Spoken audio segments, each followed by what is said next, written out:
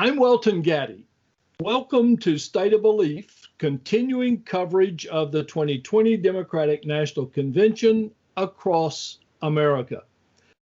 Back with me once again is political management expert and a dear friend, Greg Lebel, and we're ready to look at the final day of the convention.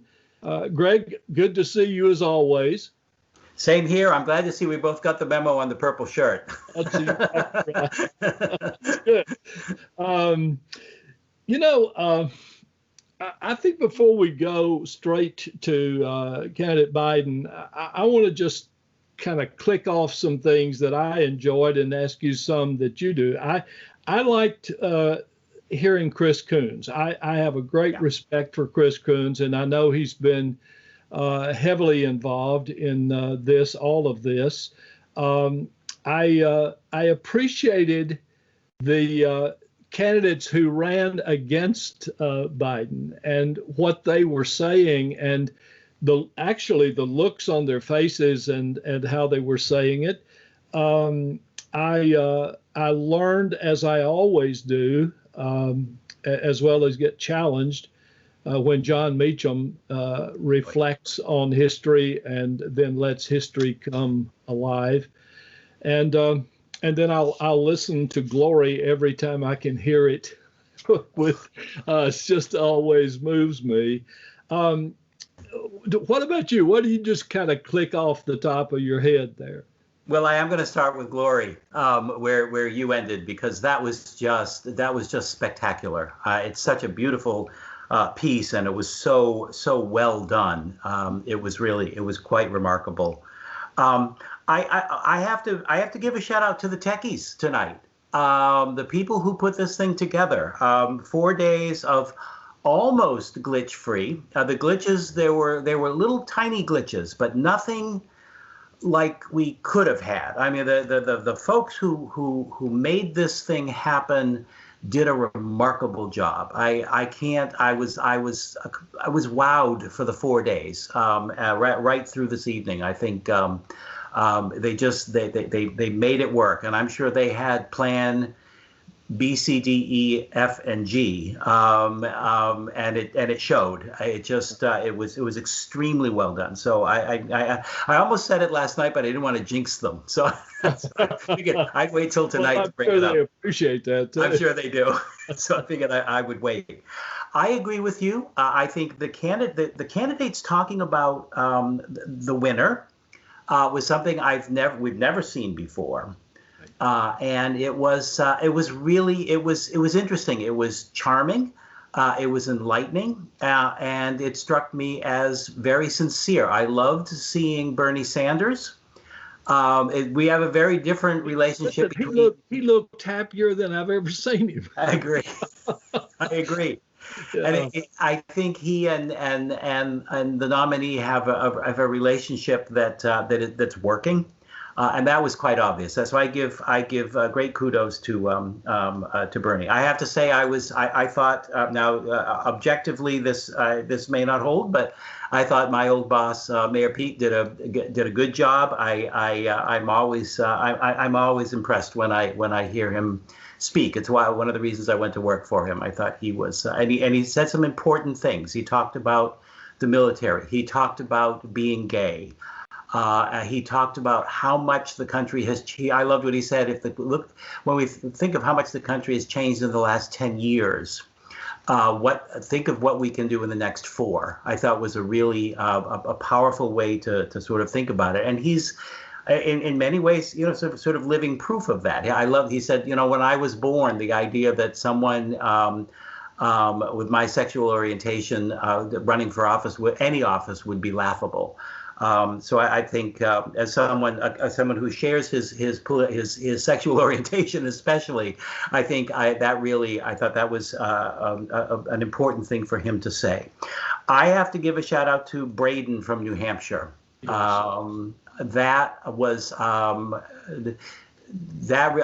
really brought tears to my eyes.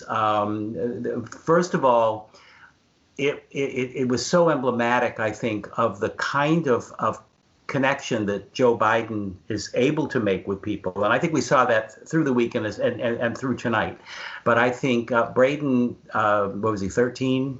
Or 15, whatever, but this young kid sort of talking about having, so that was, but also just the courage of this kid to do this. Oh my, I couldn't.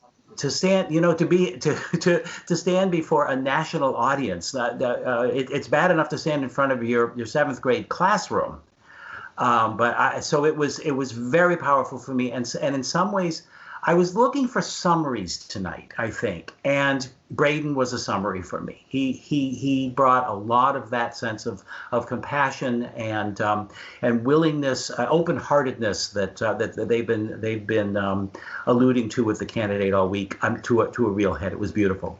So. Well, let me ask a question, and I'm not making a judgment either way by asking the question. What do you think of the amount of religion that was in the program tonight? I expected more. More than you. Say again. I'm sorry, I didn't hear you. I thought it was more than usual. It's funny. More than usual over the 4 days, or in past conventions. In past conventions. Yes, it probably was, but somehow I was expecting a little bit more. I was expecting a little more explicitness, I guess, to it. Yeah. Again, I think we've seen it touched on throughout the 4 days, which has been important and doesn't often happen.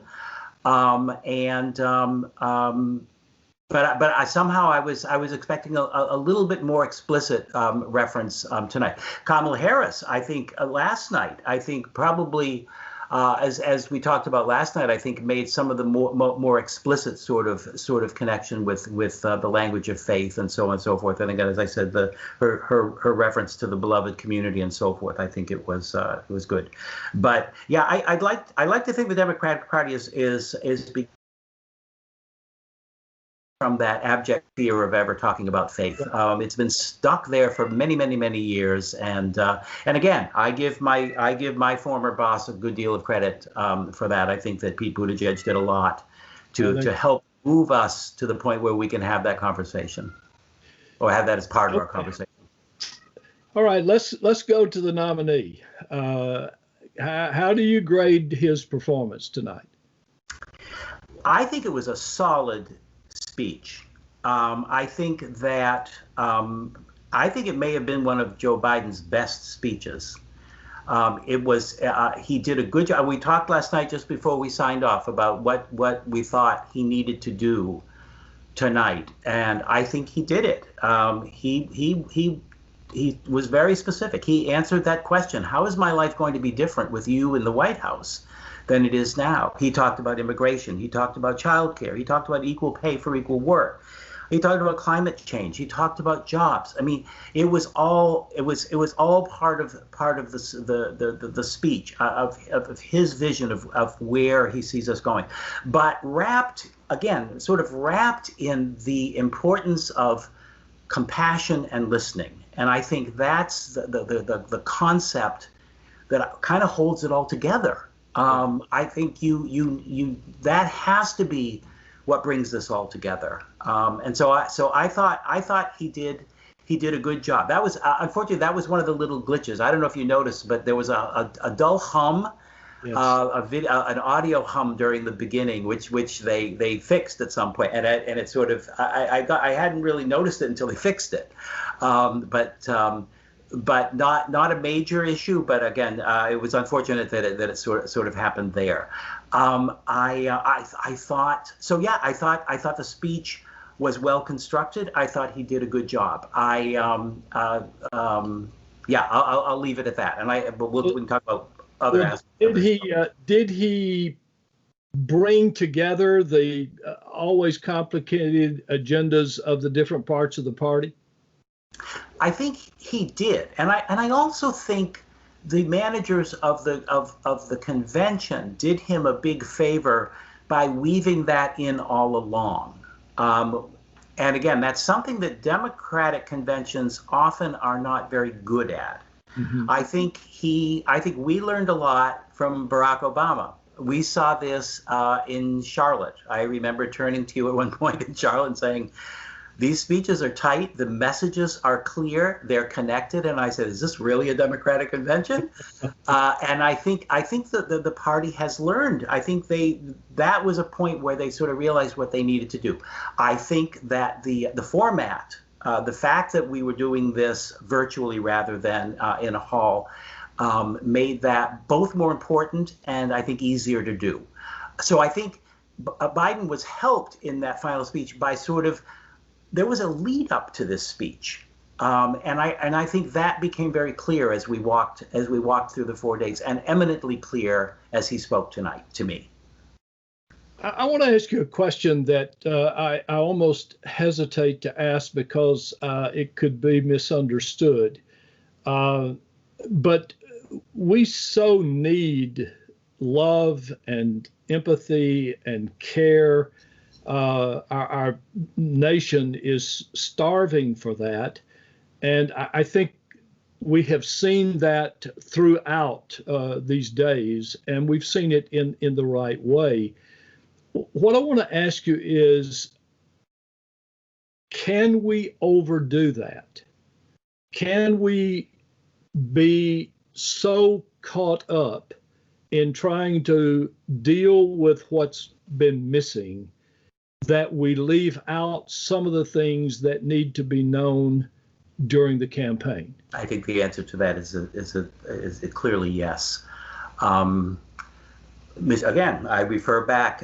Michelle Obama talked about that in her remarks on Monday, when she said going high doesn't mean always smiling and nodding and not calling things out and individuals out.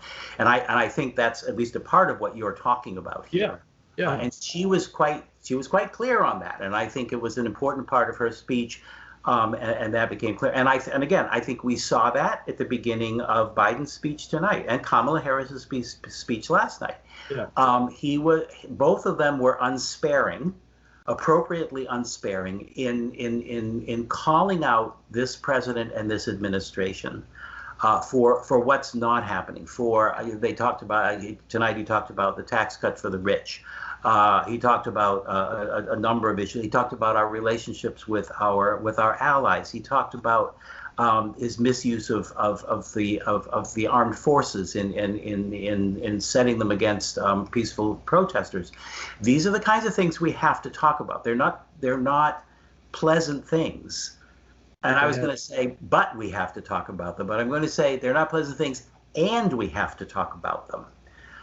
So I think it's an important balance that this candidate seems to understand. Good. Do you think they got now the kind of momentum that will be needed to overcome all of the obstacles of voting obstacles of this year? You know, it's interesting because they did that piece about the post office, and I thought, and this is sort of a little bit off the subject, but I'll go back to it. I wondered as I was watching that first hour, which how much of that had been put together kind of on the fly. Yeah. Because that obviously is, that wasn't planned to be in there a month ago, so at least. Yeah.